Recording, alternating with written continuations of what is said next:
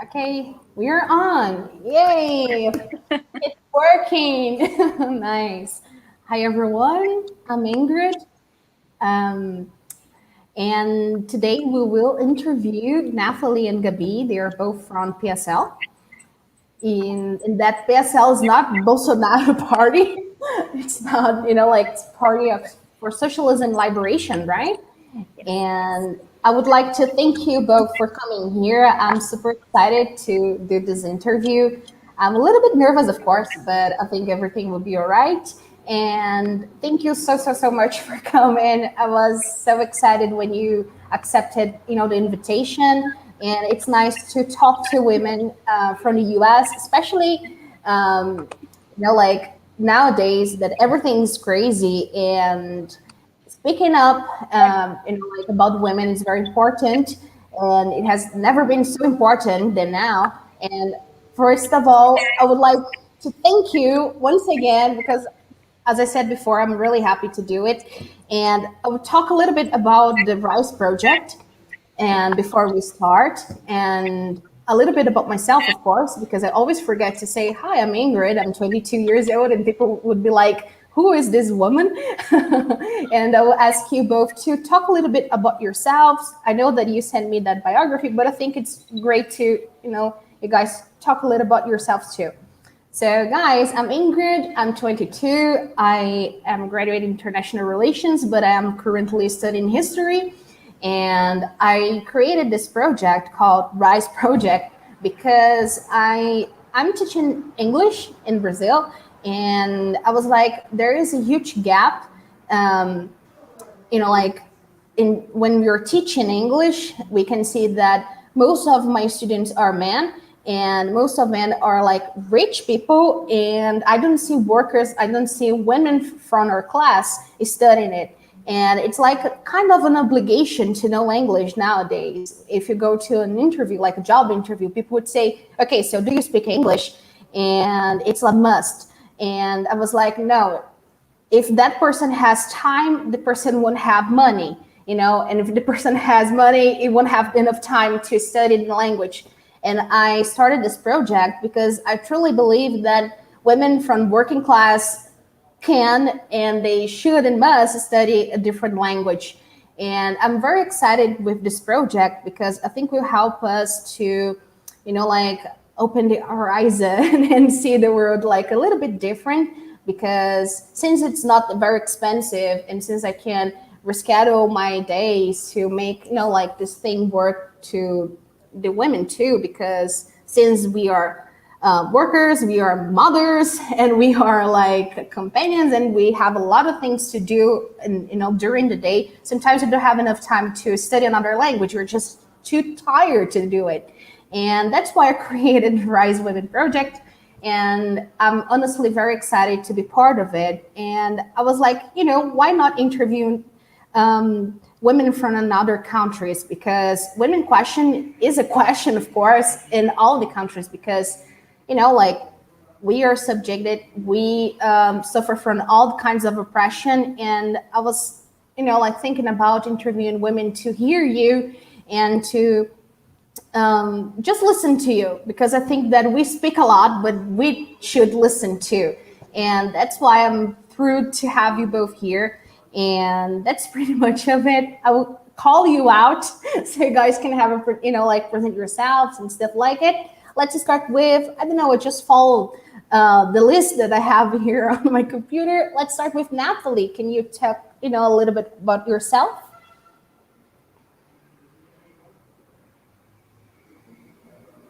Natalie, are you there? Oh.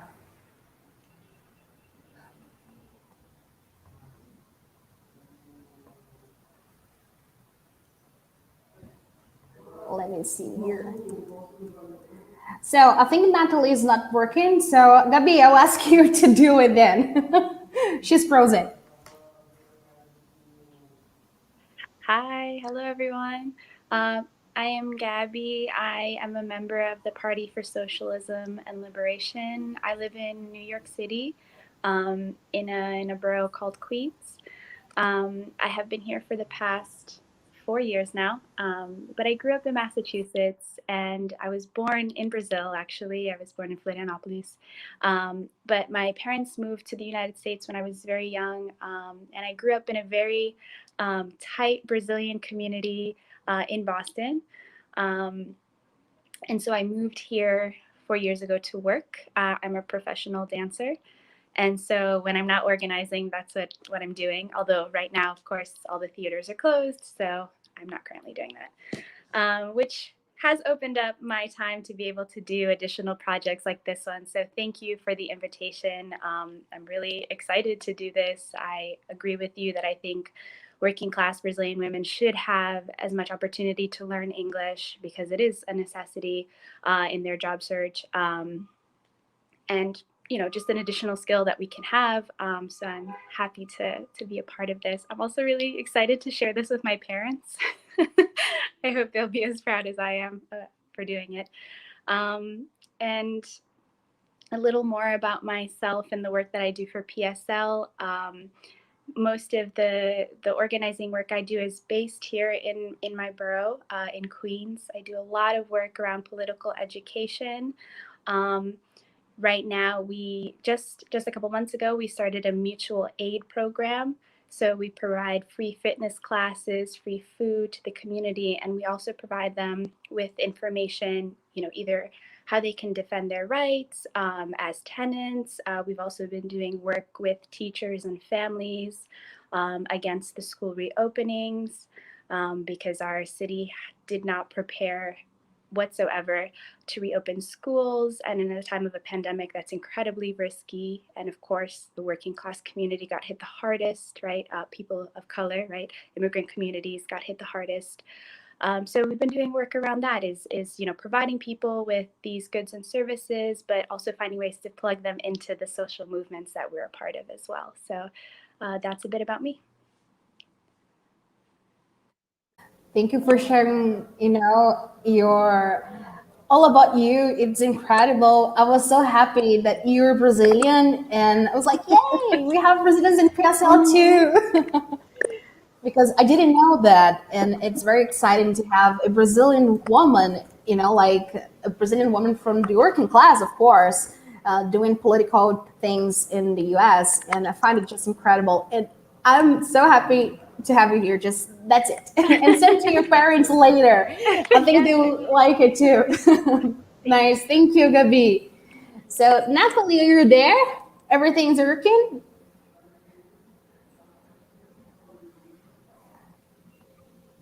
Yeah. Natalie, can you talk a little bit about yourself?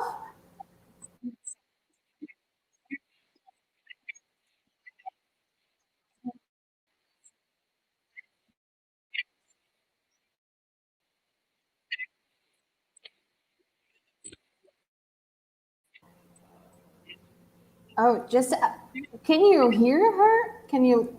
No? Natalie, we can listen to you. I think your microphone's not working.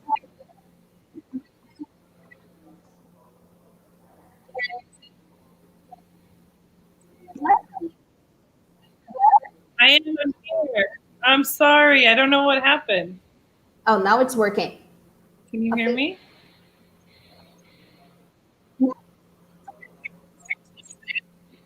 Sure. Yeah, so I am an organizer with the Party for Socialism and Liberation. I'm the editor of our. Oh, I think, yeah, I think you're having a connection problem. I is it can working now? barely listen to you. We're good? Yeah, now it's good. Ingrid and Gabby, can you hear me? Gabby, can you listen to her? Oh, you're muted. Yeah. I'm trying to figure it out. Now it's good? Okay. Technology can be so helpful and then so not helpful. True. Now I can listen to you. I can hear you. The video is a little spotty at times, but the audio is coming through better now.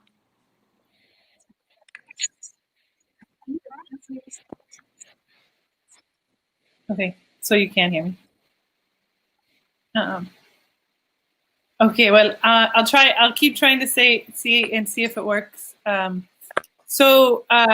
As Ingrid mentioned, my name is Natalie Friese, and I'm an organizer with the Party for Socialism and Liberation in the United States. I'm also the editor of our women's magazine. It's a socialist and a feminist magazine called Breaking the Chains, Socialist Perspective on Women's Liberation. And I work as a public school educator in San Francisco, where I live with my 2 kids. So I could say a little bit more, but that seems to be enough. Nice. Can you send the Breaking the Chains in a link here so people can access? Because it's an incredible magazine. It's really cool. And Yeah, I will make an effort to translate your articles so people here can access it too, because it's just amazing. So girls, let's start with the questions, shall we? We have prepared 4 questions on women's question in the US. And when we were talking about what sort of questions we could, create and have a discussion on in this interview, we were a little bit worried about, showing the differences between a working class women in the US and the working class women in Brazil. And, because of course it's different because different countries, but I think that we came up with 4 questions that are very important and they make a lot of sense. And because of this discussion, about the differences between the US and in Brazil, we were thinking what it's like to be a woman in the US? And that's the first question. What it's like to be a woman in your country? And of course, that you both are women. So I think it's a very cool perspective and it's a very nice, important question to start this interview. So you guys can start.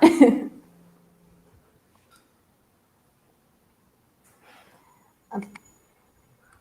Natalie, you want to go for it? I wasn't sure if you wanted to start or I can start. Doesn't matter. I was sorry. I didn't realize I was on mute. Yeah, I mean, I can open up, and Gabby, maybe you can add in as you think is necessary.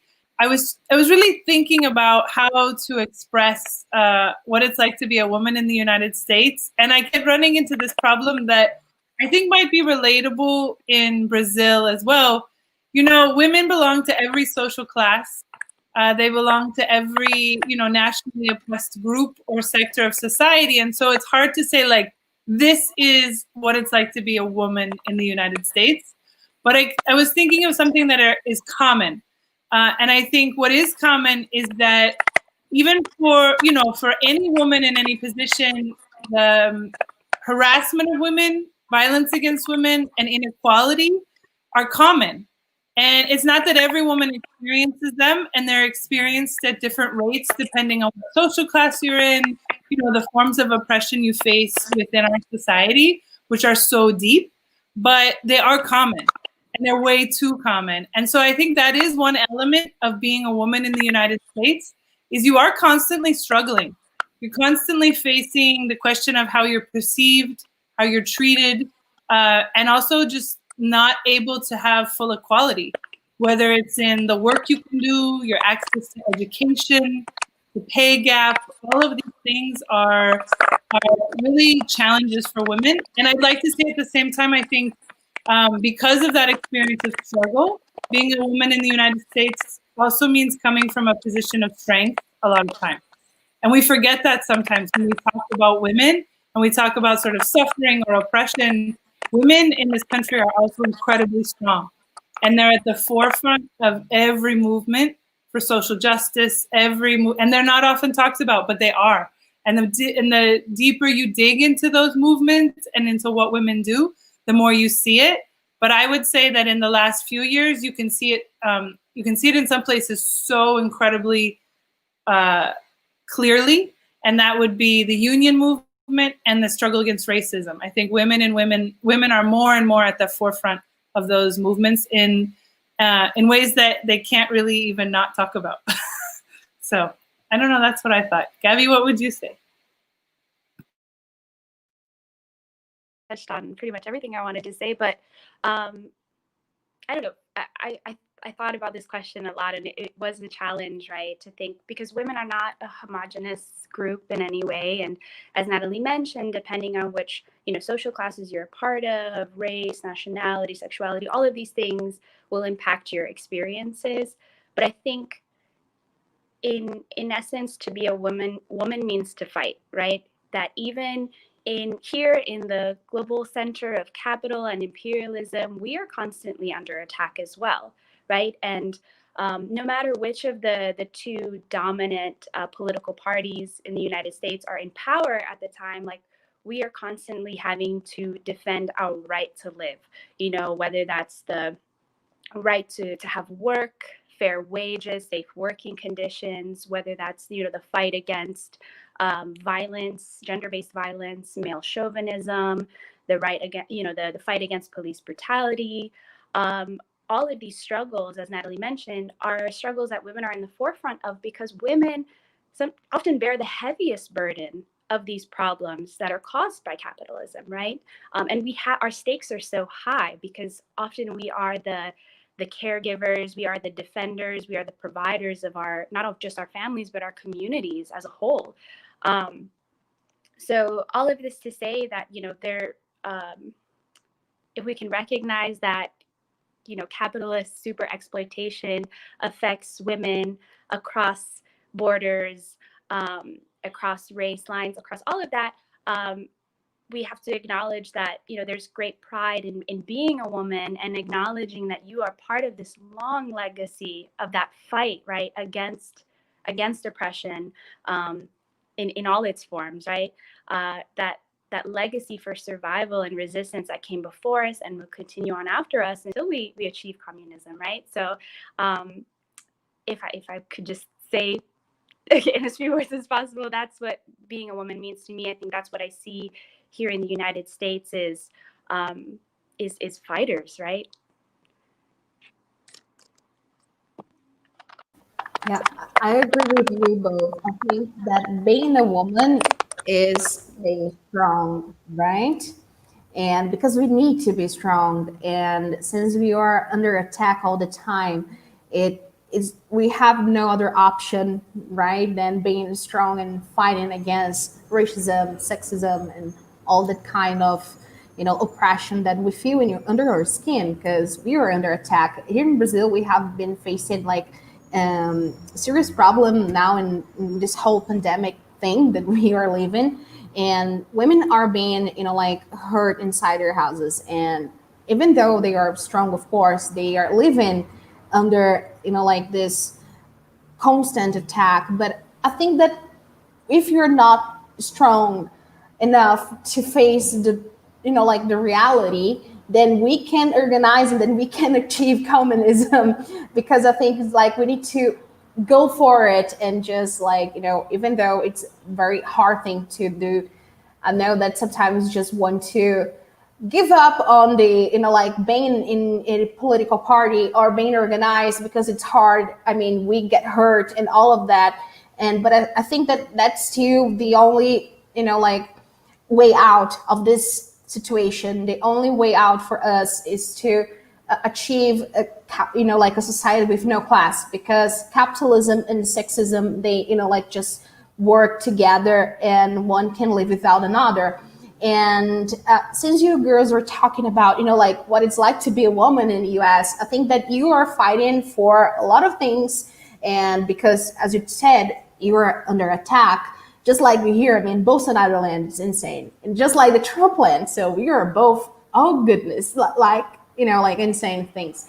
And I was thinking about asking you this question. I heard that you guys are facing attacks on abortion and all that kind of thing, because people want to make it illegal again, and that's why like that's how the other question connects to the first. What are women fighting for in the US now, like with this all crazy stuff happening in the world?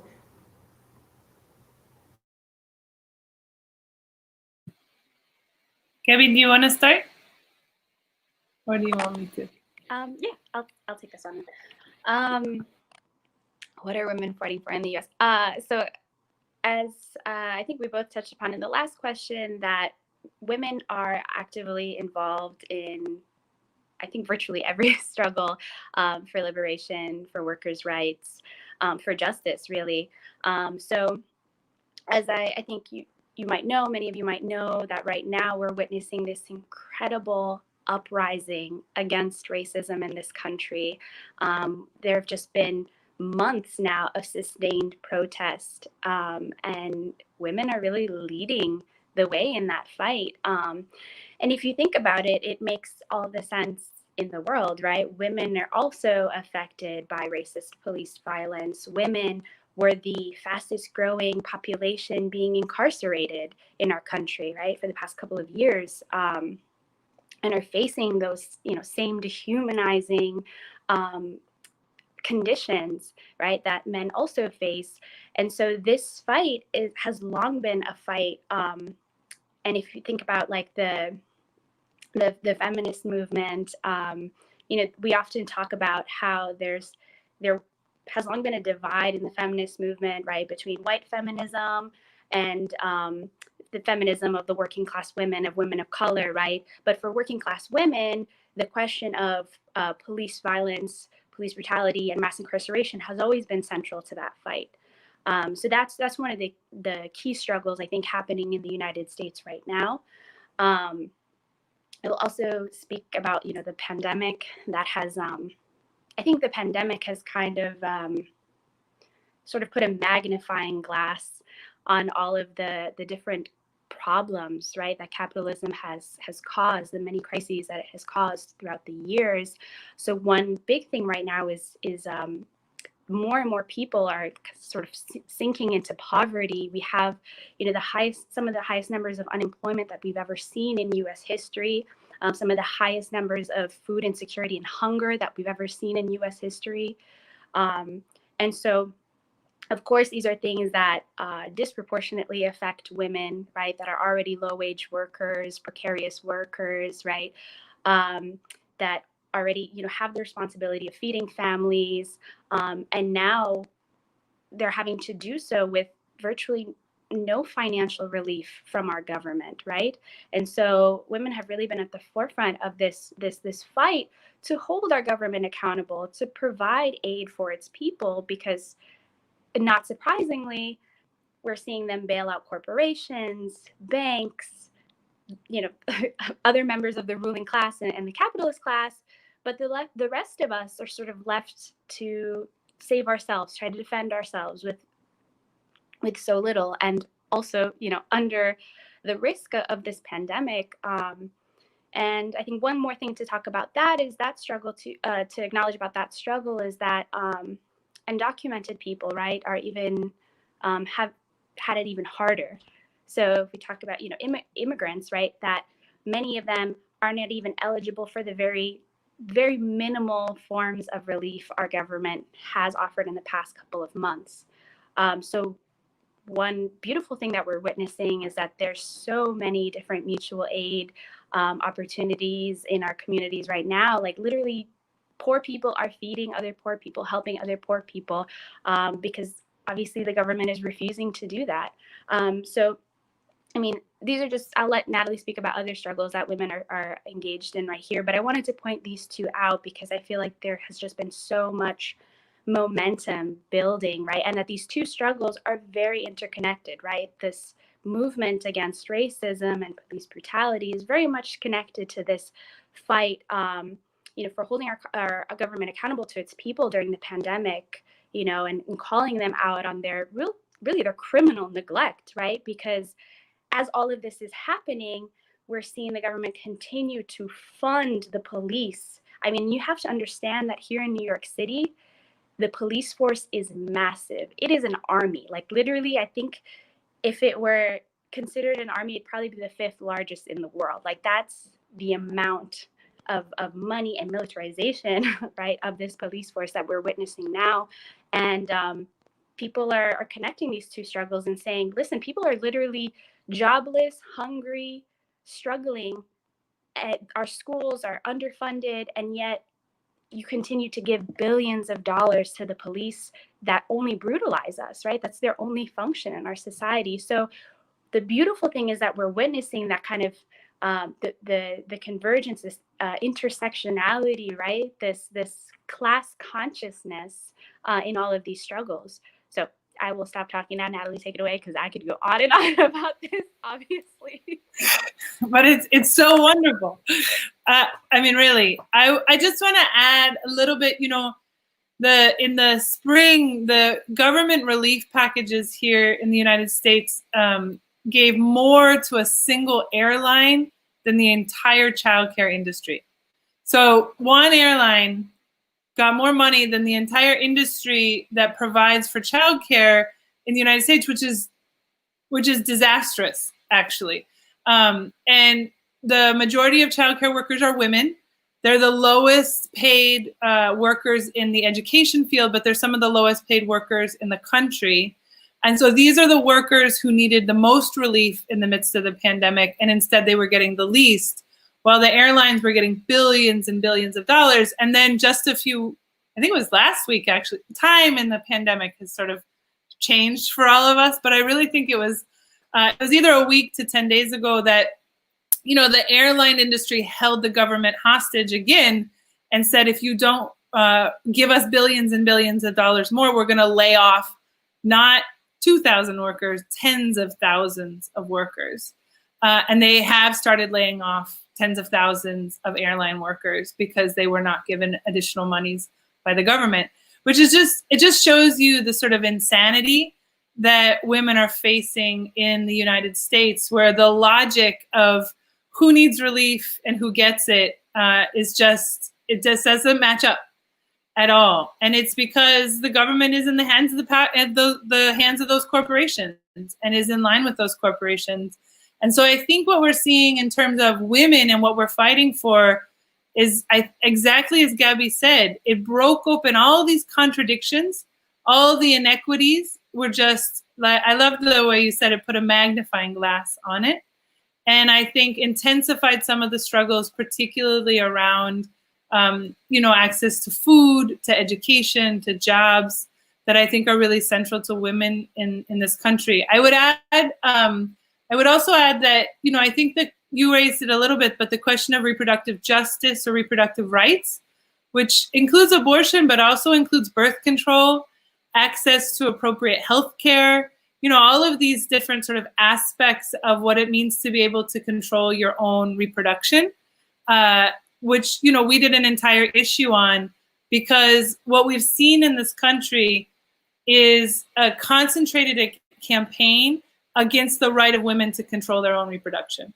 And it's built over decades, and it's reached a peak about 10 years ago and has only continued to grow since then. And so for us in the United States, in the midst of a public health care crisis, the pandemic, which has brought on the biggest recession we've ever seen, tens of millions of people without jobs, and that's all hitting women worse. The question of reproductive justice is actually really key. And it's a key issue for working class women. It's a key issue for women of color who tend to not have access to that healthcare, but have been at the center of that struggle to get healthcare, and have many, many times led it and established healthcare centers when there were none in the Black community, for example. So I think that's a real critical issue for us here in the United States, is the question of reproductive justice. The only other one that I was thinking of raising as well is the labor movement and unionization, because unions have really do not only represent about 10%. I mean, actually, in the public sector, it's about 12% of workers, and in the private sector, it's about half that. So so the percentage of workers represented by unions is too low. We need more unions. We need more union representation. Worker organization is so important to us. But if you look at who is in the most mobilized sectors of the unions, it's a lot of women. And it's women, who are taking on the reins of the fight for public education. It's women in the hotels who are at the front line of Unite Here. And, not just the struggle for better pay. They recently won all these protections against sexual assault just last year. that didn't exist before. And it's because it was really women workers who were leading the struggle. And so I think that's also really important to talk about, even though, it's such a smaller portion of the population. It's a powerful part of the population. When our unions mobilize, they get stuff done. So, they turn it around. They make sure that public education gets funded. Like, that's what happened in the last 3 years, is the strikes. If you look at the strikes in West Virginia, which were illegal. So there are parts of the country in which you do not have the right to strike at all. And the teachers' unions still went on strike. They're led by women. They're still led by women. They went on strike, and they won back 5% of the budget for the public schools. It wasn't just their pay. It was for the public schools themselves. Chicago is also led by women as well. And the Chicago Union is very, very strong in what it's fighting for, and in Los Angeles as well. And both places, they did not just fight on the issues of pay. They fought to get a nurse in every school. They fought for psychologists and social workers. They even fought for housing for students, which we've never bargained for in a contract before. Like that kind of. So I think it's a very powerful part of what women are also struggling for here at the moment. Yeah, I think that women-led, like the Russian Revolution, women are part of like key. It's just how we do stuff, and I mean, we have this power in our hands, and it's like huge. If you can see, like here in Brazil, I think that Gabi said that the poor are feeding poor, because it's so true. We are organizing here in my neighborhood.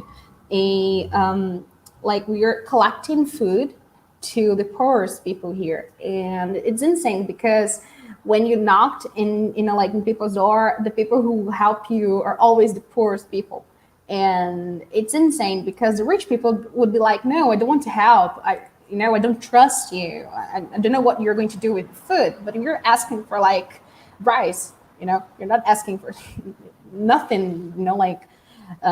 Than that. And I think that this solidarity is important, because at the end of the day, the people that care about us, it's still us. We are the people that, are responsible for us to continue alive. And it's insane because we have, a state, of course, it's a capitalist state, but it's insane how they are not even providing enough for us to stay alive. And, they usually provided for us before the pandemic enough for us to continue alive so we can continue working, and it's not happening anymore. And it's getting,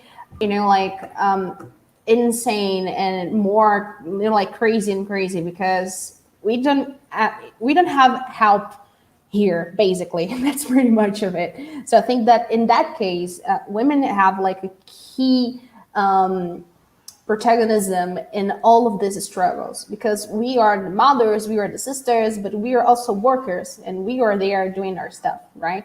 And I think that Russian Revolution is a very nice example of that, because without women, the revolution wouldn't happen. That's it.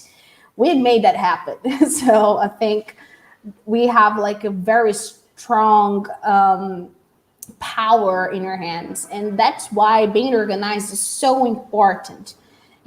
Without being organized in the political party, I mean, like the Socialist Party, we can do anything, without help, without being organized with all the workers. And I think that I'm talking about socialism because we were, V and Natalie, we're both talking all the time, capitalism is the major problem. We need to overthrow that. And without capitalism, then we can think that, in a society that is equal, a society with no class and communism, then we'll be essentially equal, because the capitalists will not, subject us anymore. And I think that's important because that's linked to the third question, how socialism is related to the liberation of women. That's a great question. I love that question because feminism is not one thing.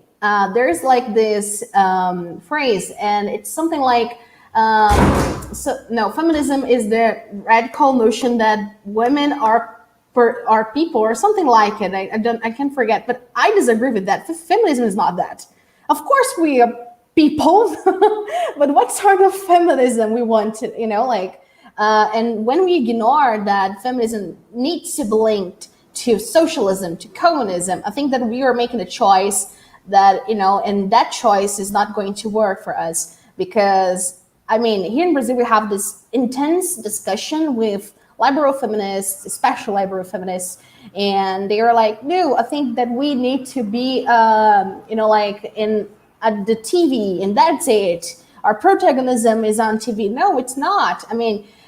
In the US, just like Natalie said, sorry about it, my door always slaps all the time. I hate it. And but just like Natalie said, unions are illegal in parts of the US. That's a struggle that women need to work for, to make them illegal, to make that, strong, powered, and to overthrow the problems that the working classes,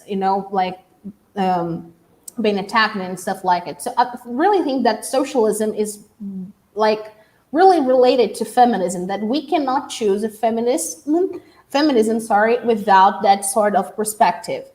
These things are linked and then can be, just be a part of it.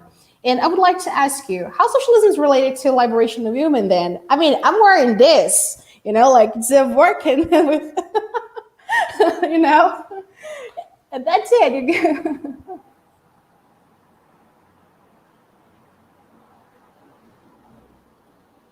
Gabi, Natalie, you can go for it. Sorry. I was just unmuting, and I love your shirt. Thank you. You're welcome.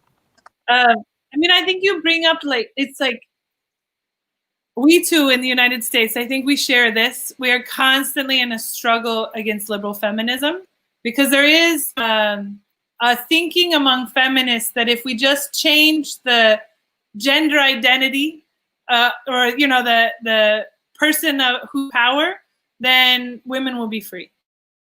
And if we just put, in the United States, it's Hillary Clinton or other sort of quote unquote leaders, because they're women, if they were in power, then we would all be liberated. And they connect our freedom to, who runs the banks and corporations and who is in power, in political power in the United States.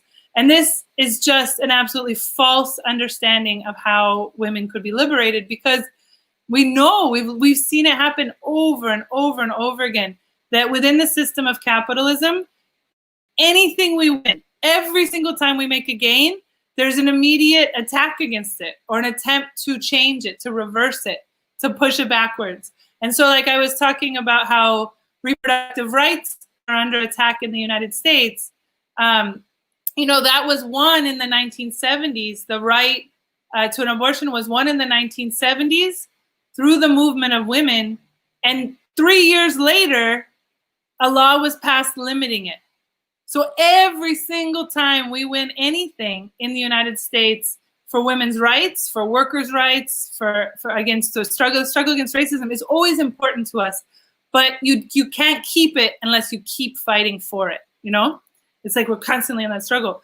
So socialism is different, because socialism changes the way that production happens. It changes the way people relate to each other. So because socialism guarantees certain things, we change, instead of this small group of people who run the banks and corporations being in charge of the entire system in their own interests, we switch the interests of power, the power in society, to the majority. And when you do that, the majority want all that production, everything we can produce, to go to housing, to go to education, to go to be able to have a job, to, all of those things are basic interests for working people.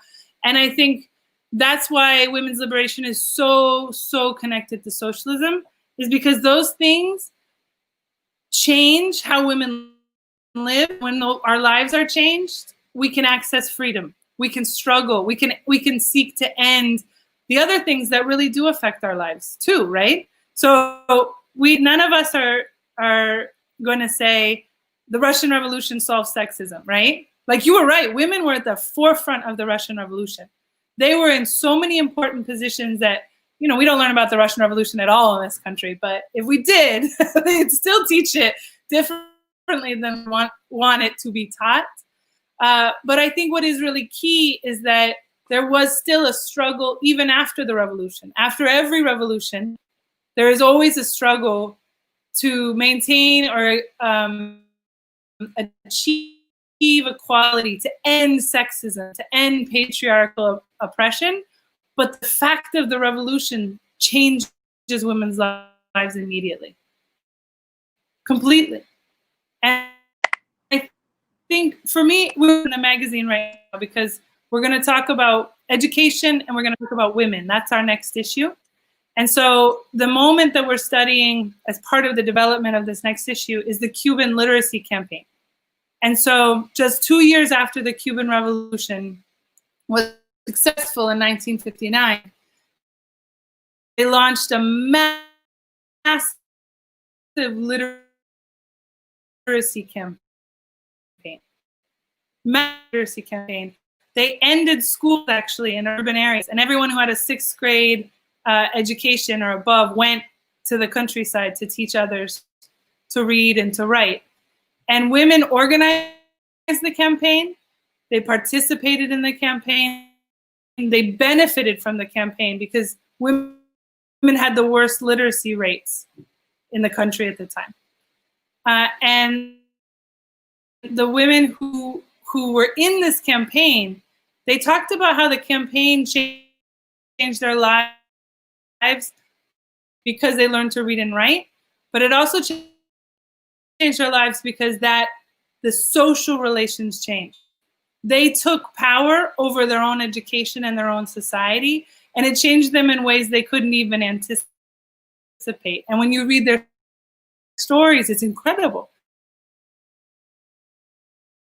These women about how they didn't really think about their position in society, but then they went and they taught someone else to read and write, or they were taught to read and write, or they organized their whole community to learn, and now they were in charge of thinking about their social position. I think that's why socialism, it's not magical or anything. The idea is straightforward, but it's not easy. You change the way we organize society.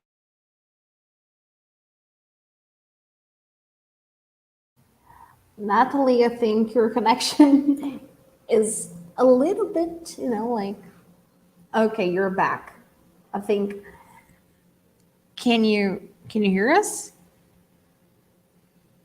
I think your connection is failing again, but now you're back. Not the way U.S. government or a capitalist government does it, where they pass the law and then they do nothing. No, like you would have the whole educational system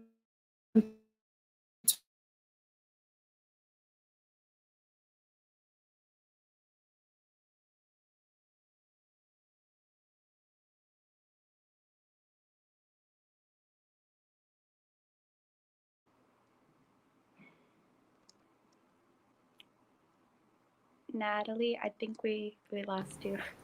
You froze again. Yeah. Shall we wait for her, or do you want to start? Your phone. Yeah, I can say a few things. Although that was so amazing, I wanted to keep going. Yes, I think. Where do I want to start? Socialism is the only viable solution to capitalism's problems. I think I've said that before, but when you have a planned economy and political system that is centered around people's needs, then and only then can you begin to change the material conditions, right, that the working class is facing. Under socialism, we could create a new constitution that outlaws oppression, exploitation, private property, and makes everything that is a necessity to live a constitutional right. Yeah, I can hear you. Oh,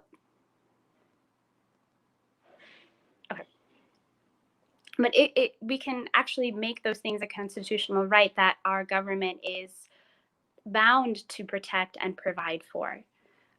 We can reclaim, what is called the means of production, right? And use our immense productive capability to actually abolish these issues that are tied to the women's question, right? Homelessness, which disproportionately impacts women, food insecurity or hunger, unemployment, environmental destruction even, right? Which I'm really grateful that it's now a part of, the public discourse, the public debate, how capitalism will literally lead to the death of the planet. So all of these things, right? That only when we have a worker-led state, only when we attempt to implement socialism by taking away the profit motive of the suppression that we face, right? Then do we actually have a chance at not only prioritizing people's needs and defending their human rights, but actually, as Natalie said, unlike in a capitalist, society where, we do win reforms, right? And there are changes, legislative changes that are made, but they are constantly under attack. They are undone. You get a new administration or a new person, and then suddenly, like, all of this work is undone or changed or whatever, even in the course of a few years, right? So the difference being that under socialism, we actually have a chance, right, to defend our gains, because our political system, our economic system will be centered and structured in such a way that prioritizes human life, human dignity, human rights, which is just not the case under capitalism, right? Capitalism exists for one function and one function only, right? To hoard and amass as much wealth as possible for a tiny class of capitalists, and to subjugate everyone else, right? By violence, right? Using the lawfare, war, like all of these things. And I want to bring up the fact that we, the PSL, we are running in the presidential election right now. We have a candidate, Gloria La Riva, and our campaign is built on a 10-point program, a socialist program, right? That addresses the many issues that we've talked about today. The right to, essentially the right to live for the working class, and the abolition, right, of all of these different forms of oppression that we face. And as Natalie said, we can't have a romanticized notion about how this will come about. The contradictions that our class has will not simply go away once we achieve socialism. It will take constant work, right? But that it is possible that we can begin to put these things into practice. I want to also talk about Cuba because one thing that was, I think one thing that really kind of led to my interest in feminism was the question of, gender-based violence, domestic violence, right? And one thing that we witness in our society, and I think in other places in the world, is that a lot of times survivors of domestic violence find themselves in a position where they have to remain with an abusive partner because they don't have the means to secure housing, and they find themselves quite literally stuck with, living with someone who is causing them harm.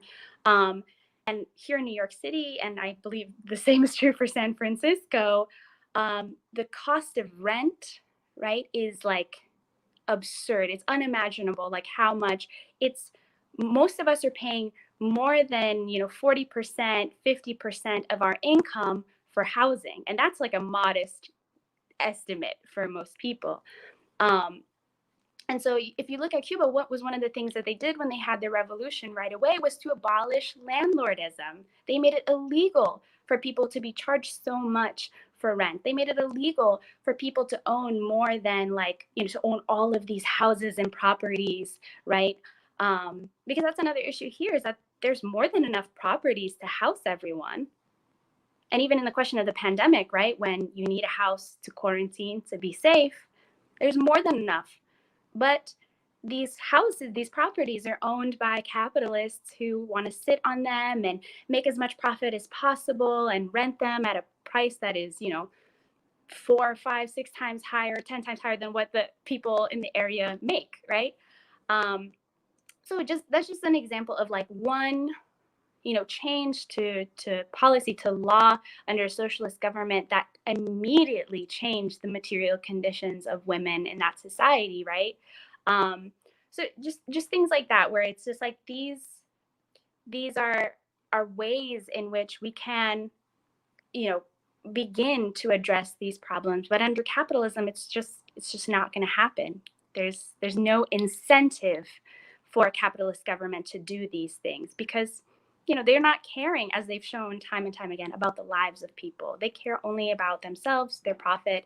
So I think if we think about gender-based oppression, women's rights, like realistically, all that we will get under a capitalist society is exactly what you described: representation, but representation of women who do not have our same political interests, who do not care about our needs as a class, right? Hillary Clinton doesn't care about our needs, right? Kamala Harris, our vice president candidate for the Democratic Party, doesn't care about our needs. These women built their careers hurting working class women, right? They're not going to change suddenly because they're in power. And we can't feel proud to have them in office because they are not our allies. They are our enemies. And we need to recognize that not all women are our allies. Some are our class enemies, right? So we need to move beyond that narrative of just like, oh, if we just get more women in the government, then our problems will be solved. Because what does representation mean under capitalism? It's what we see time and time again. These women will ultimately make compromises. They will yield to the ruling class, as they always do, right? We don't need representation under capitalism. We need a socialist revolution.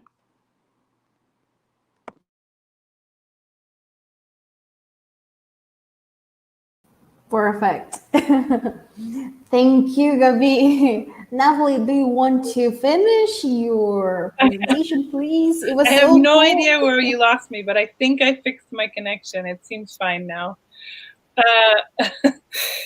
When did it start getting hard to hear me? How long did I talk for without making any? We were talking about Cuba and yeah. So I think the only thing I wanted to say that I mean, I think Gabi said it so well. Like I wouldn't add anything to that. It's all very, very true, and was a lot of what I was sort of trying to get at. I think the only thing for me that has always been such a powerful thought too about the capacity for women's liberation under socialism is how that changing the way we live, the material conditions. Like I remember when I was much younger, I read a book called Women in Childcare in China, I think it was called. And it detailed how the Chinese Revolution shifted childcare and how much that changed women's lives within the Chinese Revolution. And so like in some parts of China, they never achieved this across what is a very, very large country. But, in parts they had 24-hour childcare. So you would literally take your children, like you would go to breakfast at the cafeteria with your children, and then you would take them, and this is for any gender, but it particularly relieved women's oppression. But, you would take them and you'd have breakfast with them at the cafeteria, and then you would go and take them to the child care center so you could go to work, pick them up to have dinner again and again at a cafeteria, and then take them back to the child care, where workers were paid a decent wage and they were trained. Parents, I don't know where any other parent gets their training, but I've received no parental training. We don't have any training in being parents or in child development before we get those kids, but these people would. And so it was like every aspect of what is now a burden primarily on women was socialized. It was for the whole society. So right now, my children eat if I get them food. My children are taken care of by someone else if I arrange it and I can manage to afford it, which often I can't do, so they just do whatever I do, right?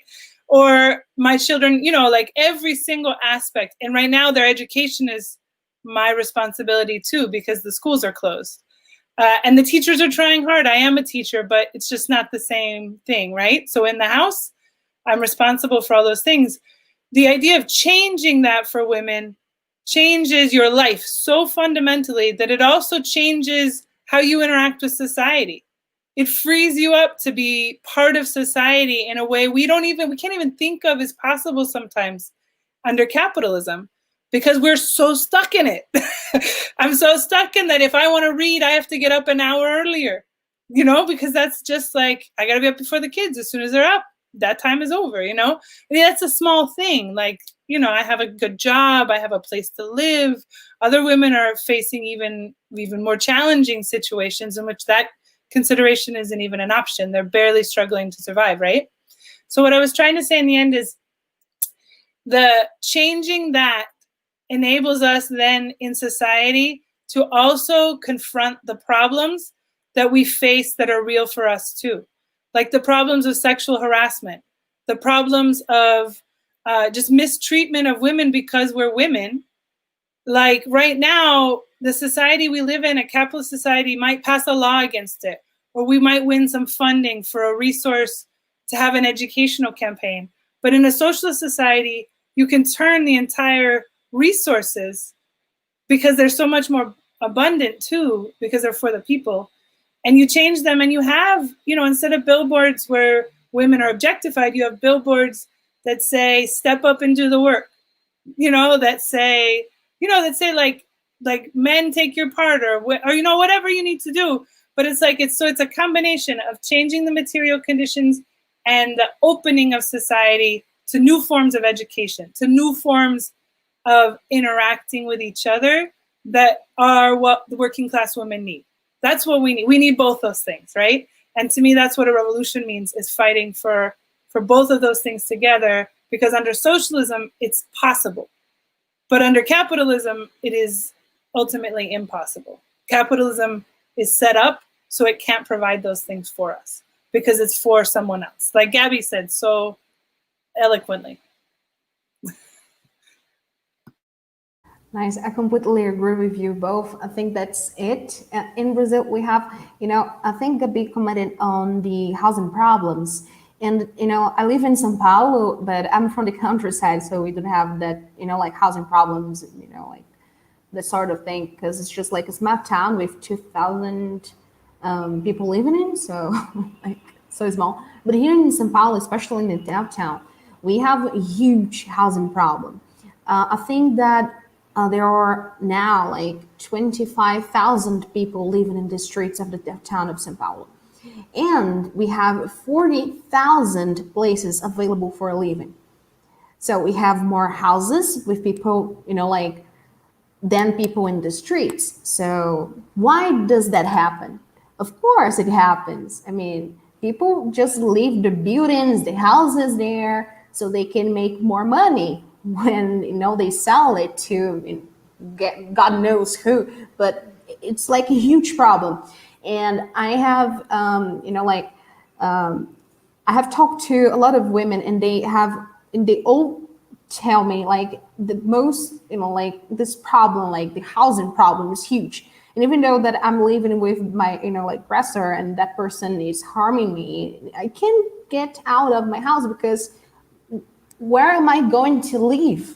It's my house. And sometimes that person doesn't work, because, the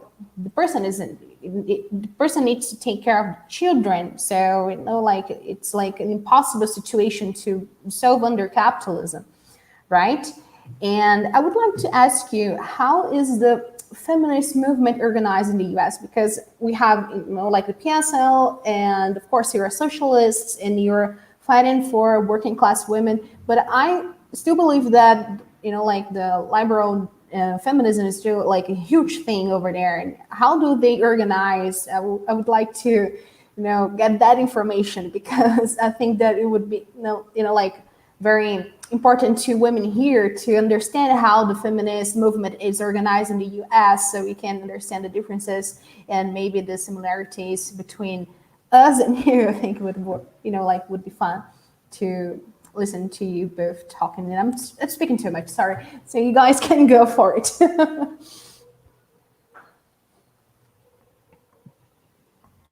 Do you want me to start if my connection stays, Gabby? You're good. Okay. I think it's a really good question. And it's interesting to hear how important it is in Brazil as well. You know, like, it's hard to sometimes know when you are an organizer in the United States. I think it's particularly when you're a socialist, you're so conscious of how you are really in the center of imperialism, you know, like without the United States repressing and intervening and starting wars and occupying and, you know, blockading so many other parts of the world, people would be so much freer just if we remove that, right? So sometimes it's hard to like to think of how it is similar in some of those places. Like the United States has certainly had a hand in supporting the more right-wing turn in Brazil, as it has in many places in Latin America. But, you know, that's a whole nother hours of discussion, I'm sure. But I thought it was important to say, because it's interesting to me to still hear levels of similarity amongst what we're facing, you know? I would say that the feminist movement in the United States, as we've said before, but I think it is important to repeat, it really reflects the fact that women are not a homogenous group, that they are in different classes, and that we've gone through different periods in the history of the United States in terms of what section of the women's movement dominates. And I think particularly in the 60s and 70s, the 1960s and the 1970s, but we could go much farther back actually, because I think the roots of the struggle of the right to vote, which, you know, took 100 years in this country. It took 100 years for women to win the right to vote. And even when we won the right to vote, it was immediately limited, right? So when Black women went to exercise their right to vote in 1920 in the elections, so the right to vote was won in August and there were elections that fall, they were immediately denied their right to vote because of all of the different structures that were in place to remove that right from them, right? So it's so important, but that right, that struggle of the feminist movement comes out of the militant anti-racist of the abolitionist movement. So, you know, there were periods of extreme militancy where more socialist or even more radical feminist movements dominated. Since the late 1970s and into the 80s, in the United States, we have experienced really a period of counter-reaction. And it was paired with the global struggle against socialism and the overthrow of the Soviet Union that really gave a lot of power. It emboldened the ruling class in the United States to just try and wipe away the gains of the working class and the militant women's movement and really roll back a lot of that. And I would say in that period, the section of the liberal feminist movement, which is represented by organizations that started in a more militant period, but are so oriented towards the Democratic Party in the United States. And I think I don't know if you can see this from outside the United States, but when you're in the United States, the Democratic Party tries to put itself as the face of progressive politics. They're failing miserably. And now they don't even try so hard. I mean, you know, they're not even trying that hard to be that, but they keep trying to tell the workers they are, and to tell women they are. And so I think the liberal feminist movement is completely oriented towards that if we can just get the right person in office, if we can just, you know, and I've been thinking about this because, you know, there's a Supreme Court justice who is in hearings right now, who's a woman. Amy Coney Barrett is a woman. And there's been no talk of how her womanhood is an important step forward for us because she's so conservative, right? It's like the myth of the liberal feminist is sort of cracking apart. But they do organize an important section of the movement.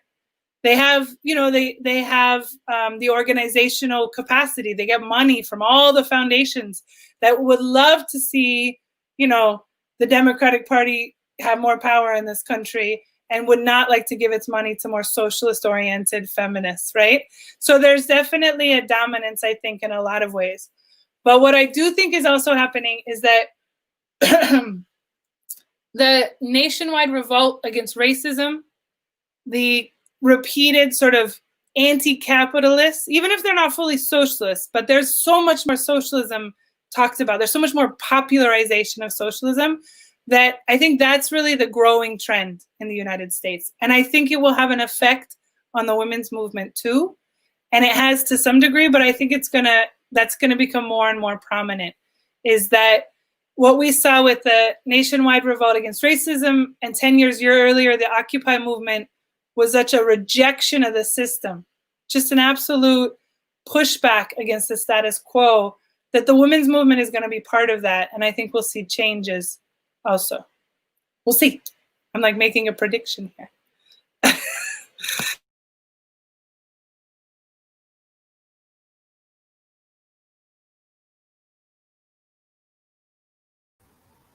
Gabi, I think you're muted. Oh, you're still muted. Oh, my screen got stuck for a second. Thank you. I won't say much more because I think that was such a good, rich response. And like, I think I'm appreciative, Natalie, that you took us through like the history, right, of liberal feminism in this country. I will say a little bit about my personal history because I'm someone who I feel like sort of got sucked into what Natalie describes as like the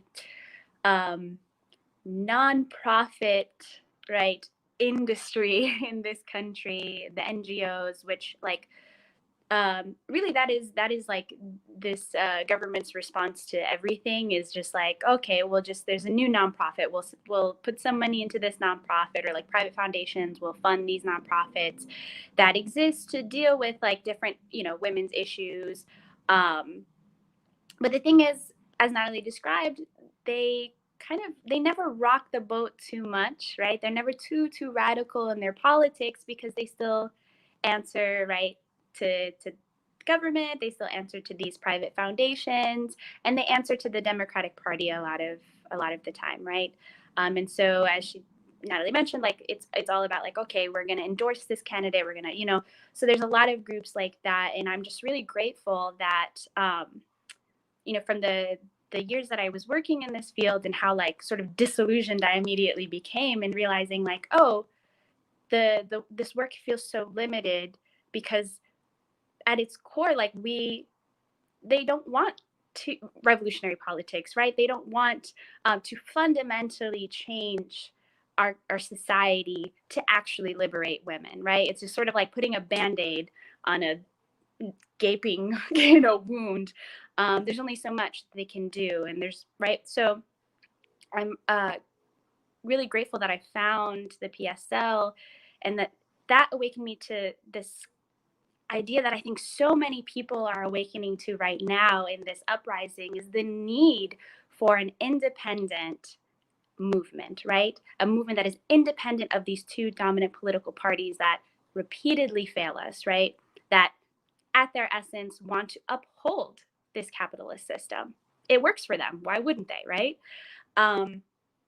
So that's been one thing that I feel like, as much as it is very tempting, I think at times, to feel just so frustrated and angry about liberalism in this country, how prevalent it is. You know, I think we have to keep the faith that we can continue to move people left, right? Understanding that as the Democratic Party, it seems to go more and more right every year that passes, to the point, like Natalie said, they don't even care about pretending like they're progressive anymore. That we need to continue to keep moving our class left, right? Like reminding them that of the illegitimacy of this capitalist system and the illegitimacy of both of these political parties that represent it, right? We need to keep having faith that we can build this movement for socialism, because socialism is becoming popularized, and we need to see all of the different opportunities to do that, right? Like,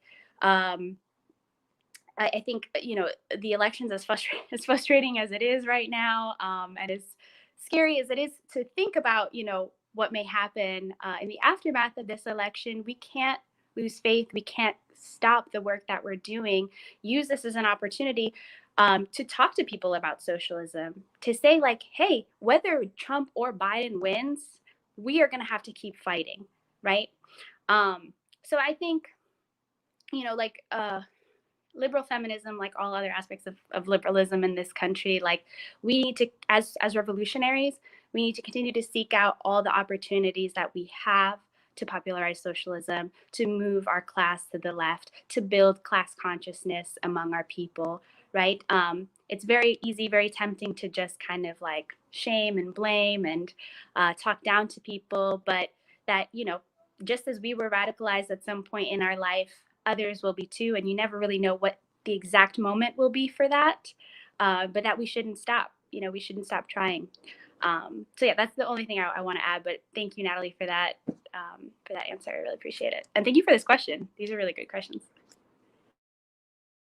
Nice. Thank you so much for answering that question. It was incredible. And I'm really happy that socialism is being, like a real thing in the US. When I was a teenager, me and my dad, we used to talk about politics all the time. And he's a right-wing man, of course. And he would be like, oh no, the US is a serious country. They only have two parties there. And because we think that the US is divided, it's split into these two huge parties. And the working class is not making any, movement, and like any organized movement, but that's a lie. And I think I was talking to Natalie the first time we chatted, and I said to her that my sister-in-law, she used to think that the US is like a perfect place to live and all of that, because here in Brazil, like the ideology is so strong that we cannot see that the US is actually like a country that is facing problems, especially the working class. They are facing struggles there. And I think that this interview will probably, I think that will make people, think about how the US works and how the working class there is struggling, and all the, most important questions that you guys are debating, that you guys are fighting for. And I think that's very important. We have been chatting for like hour.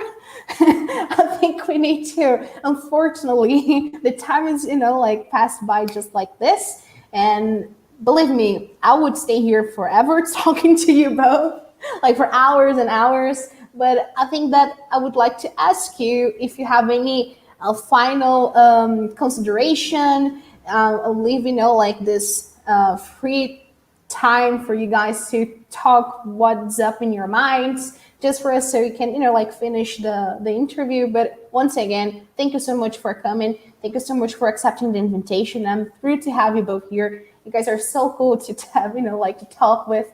And that's pretty much it. So any final considerations? Just real quick, because I hear you. My family, I think, in Brazil has a misconception of how the United States is. And when I speak to Brazilians, I feel like there's, this belief that a lei é forte aqui nos Estados Unidos, que aqui existe democracia, but that's simply not the truth. Everything that we have, every ounce of progress, every gain was won by the resistance of the working class, not because, this capitalist government works in any way, shape, or form, right? And I think that's important for us to remember, that we need to continue to extend international solidarity, because the more that we talk to one another, right, the more that we don't fall for the lies in the corporate media, we begin to realize just how much our struggles are connected, how much, right, working class people have in common throughout the world. So that's all I want to finish off by saying. Like, I think that conversations like these continue. I hope that there's more and more solidarity between organizations, socialist political parties in Brazil and in the US, because we are fighting the same fight. We want the same things. And we, I salute you for the work that you do in Brazil and continue to do, because I know it isn't easy. And so I hope that this relationship grows. And I'm just really optimistic for the future. I have that revolutionary optimism because of moments like this and people like you. So thank you.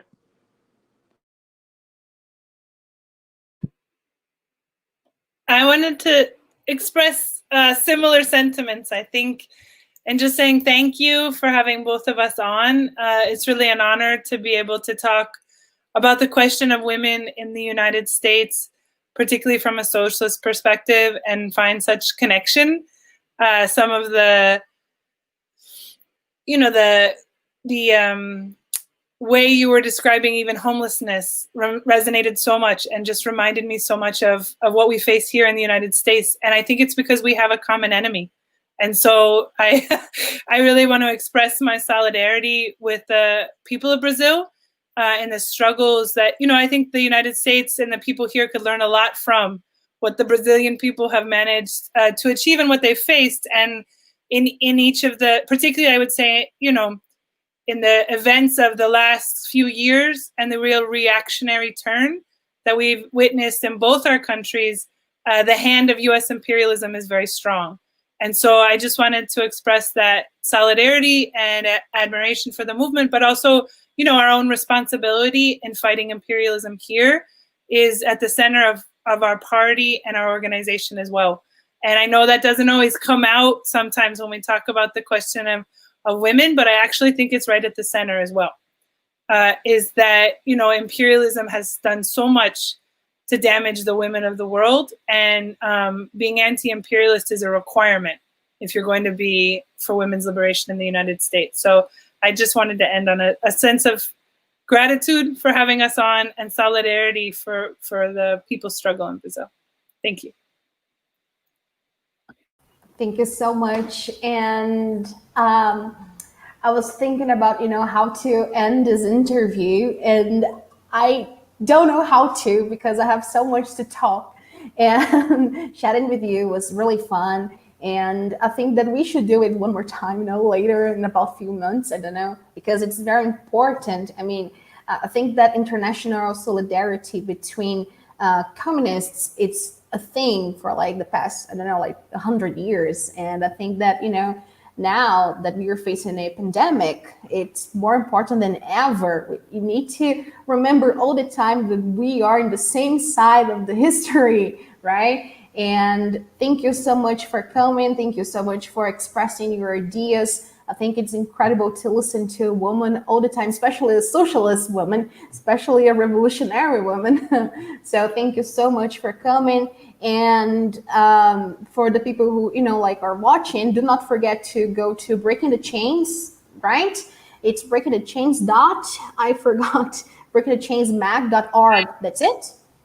Yeah, so do not forget to go to their website because it's an incredible magazine. And that's it, Nathalie and Gabi. Thank you very much once again. I hope that we'll see each other in real life because I would love to have a beer with you both. So that would be amazing. Yeah, of course. One day. You guys come to Brazil too. So I'd love to. Yeah, nice. True. So that's it. Thank you so much. I hope that the people who watch it enjoyed it too, as much as we did. And see you, very soon, hopefully. And that's it. Bye-bye. Take care. Thank you. Bye.